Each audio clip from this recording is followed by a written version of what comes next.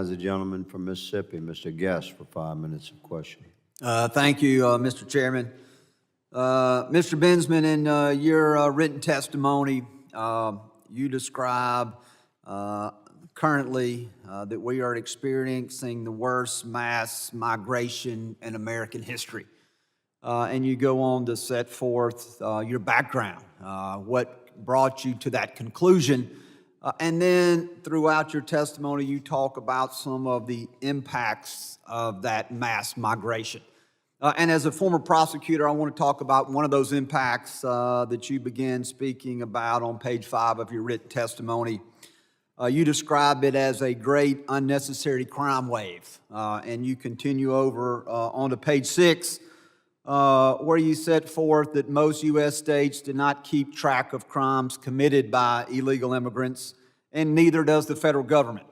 And then you opine that only Texas tracks much of the crime by non-U.S. citizens.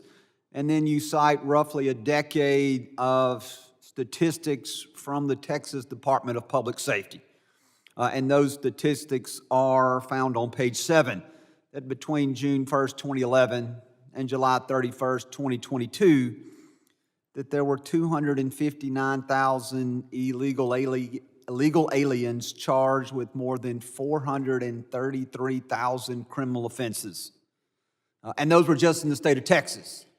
That of those offenses, there were 800 charged with homicide, 822 charged with kidnapping, 5,470 charged with sexual assault, 6,485 charged with other sexual offenses, and 4,945 charged with weapon offenses.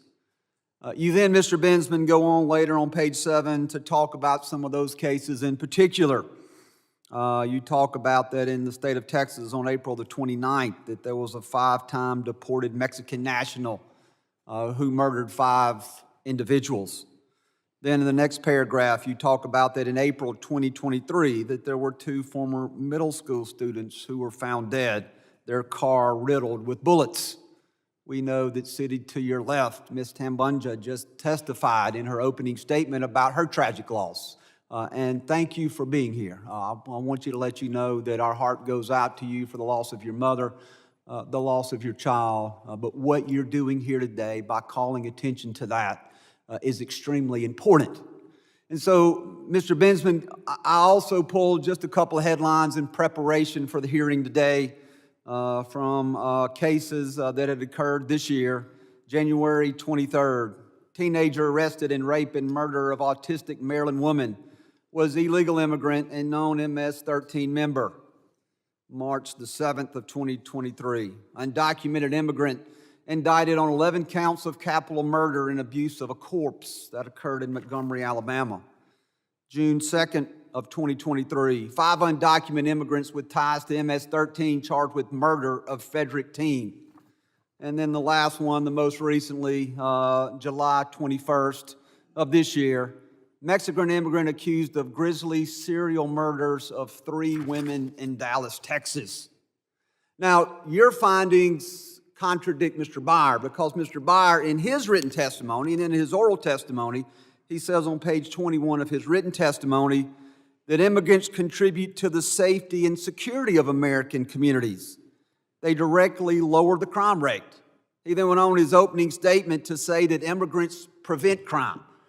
And so in the last minute of my time, Mr. Benson, I want to give you the opportunity to explain to this committee your findings as it relates to immigration and the effect that it has on crime, and contrast that with Mr. Byer's findings when he says that immigrants do not contribute to crime, and conversely, even says that they directly lower the crime rate. So in my last 30 seconds, Mr. Bensman, I'd ask you to please enlighten this committee and please educate us on your findings.